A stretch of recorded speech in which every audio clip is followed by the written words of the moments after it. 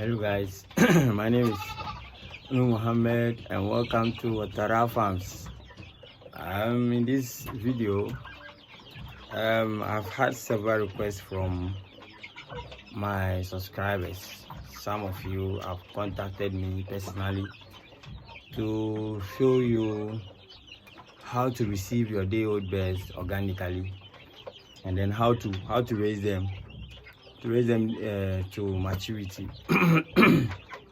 The request has come from most of my people, especially Mr. Joseph, right? Yeah. Okay. So this morning we are going to deal with that one. It's something simple. But before we start with that one, I just want you to know that when we come to organic farming, you need to be consistent. Consistency is what will save your farm it will save your farm to will save your farm from diseases. But if you are not consistent, I beg, don't try it. Don't try to go into organic farming. Number two, if you have large flock, let's say ranging from I've teach someone to raise birds organically layers 300. The person was having 300 birds. Someone have able to do that. So if you have large flock, let's say 500 upwards, and you can't do organic because organic is time consuming, and also you have to be determined. You understand? It's better you go for the orthodox ones. You understand? But if you think you can, then you do what, and then be consistent, and then do the organic. So on the day of arrival of your birds, the day you go pick them up, upon arrival, you give them garlic mixed with ginger, or garlic mixed with honey, and then apple cider vinegar, the brag, the organic one.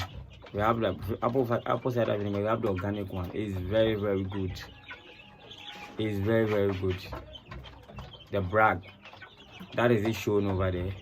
That is the bottle. I'm not advertising for anybody, but that is what I use here. You understand?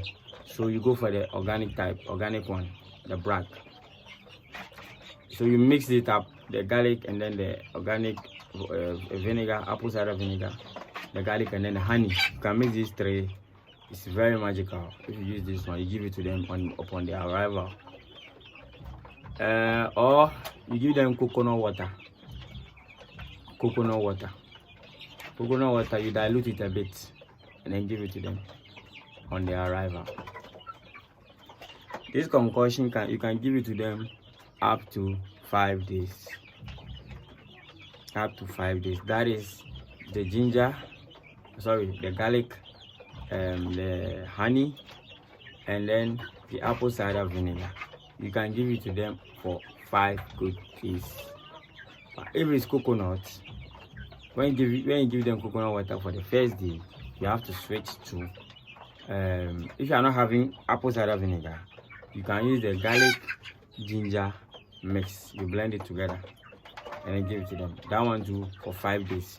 So if you use coconut water the first day, the second day you continue with the garlic and then ginger. You understand? If you have the apple cider vinegar, no problem, you add it to it for 5 days on the arrival. You understand? Okay. You are still in the 5-day course. You understand? If you bring your birds first 5 days, when you continue giving them this particular concoction or particular extract every morning when you wake up. I'm showing this because you can be doing your medication very well, but your birds will be dying. Every morning when you wake up, check the birds, check their anal, check their vents, whether it's sealed, because sometimes there's something we call stack poop. There's a kind of poop that stack and then seal their vents, which can kill them easily when it dries up. When it dries up and then you don't pay attention to your birds, you don't steady them every morning. Before you come back the following morning, the bird is dead. The bird is dead, and you may think that, hey, what is going on? The bird wasn't sick, nothing. But that is what causes the death sometimes. The vent, when the vent is sealed, stack poop. So every morning you have to be checking their anal. Make sure the place is dry and with poop free. There's no poop over there. If you find the one with poop, kindly get warm water. Don't use cold water. Get warm water, and then you get a clean rag. That place is very sensitive. If you are not careful, take a contaminated rag or something, it might give them disease. So use a clean rag, or you can go for a cotton. Wet it up, then be dropping the water over there until the place is soaked. If it's soaked, the moment you use your cotton to clean, it will just drop off, and you clean the vent nicely for the bed. Be steadying that thing, steady it, okay? Make sure you observe them very well if you don't want to get mortalities. Okay, after giving them that concoction for 5 good days, you let them rest. You let them rest for 2 good days. So by resting, you give them clean water, and make sure you always check their water. Once in a while, you come and check. If there's droppings in their feed, in their water, make sure you change the water. And then give them clean drinking water. Hope we are learning something here. So the 4th day, that means you give them the start for 5 days, and then how do you call it? They rest for 2 days. That is 7 days, right? Okay. Take this thing serious. We are still in the ranges of the 7 days. Things you should do to avoid mortality at your farm. You understand? You see this heat source. Me, I don't use thermometer to read the temperature in their brooding house. I don't use it. I use my experience. That is what I use to monitor their movement, whether the heat is okay or the heat is not okay. If you see them crowded at a particular corner, away from the heat source, it means the heat is too much for them. If you see them close to the heat source, very close to the heat source, it means the heat is not enough for them. Listen to me carefully. If you see them away from the heat source, being it charcoal, being it infrared bulb, being it coal pot, anything at all, if you see them away from the heat source, gathered in one particular corner, it means the heat is too much for them. When you see them close to the heat source, gathered close to the heat source, it means the heat is not enough for them. Observe their movements. Hope we are learning here. Observe their movements. Okay. If you overheat them,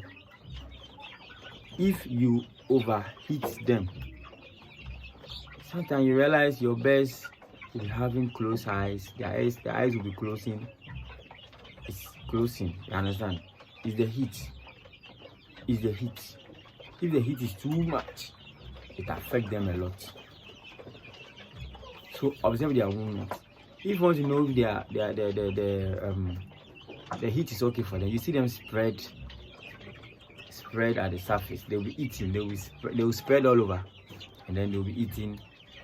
You see them doing that. There are small noise they are making behind me. It means the weather is okay for them. The heat is very good for them. So they will spread all over, jumping here and there. it means the heat is okay for them. Hope we are learning something here. Yes, it means the heat is okay for them. The importance of heat source, you see, when heat is enough for them, it makes them eat a lot. It helps them to eat a lot and then drink a lot of water. It makes them grow very nice because it enhances them to eat a lot of food. It boosts their immune system. You understand? Yes. So guys, this is for today. This is the first part of brooding your birds organically. The second week will be recorded and be posted. So please make sure you like and subscribe, comment, like and subscribe and share for more educative video. Make sure you click the bell icon so that you'll be notified anyway I drop the second week of this video. We are going it systematically, so I'll record the next part of the video for you to know what to do on the second week. You understand? Know what to do on the second week. You understand? So guys, thank you so very much. Please make sure you like and subscribe. Assalamu alaikum. Peace. See, my birds are very, very happy at the back. You see them? Yeah. Okay guys, assalamu alaikum.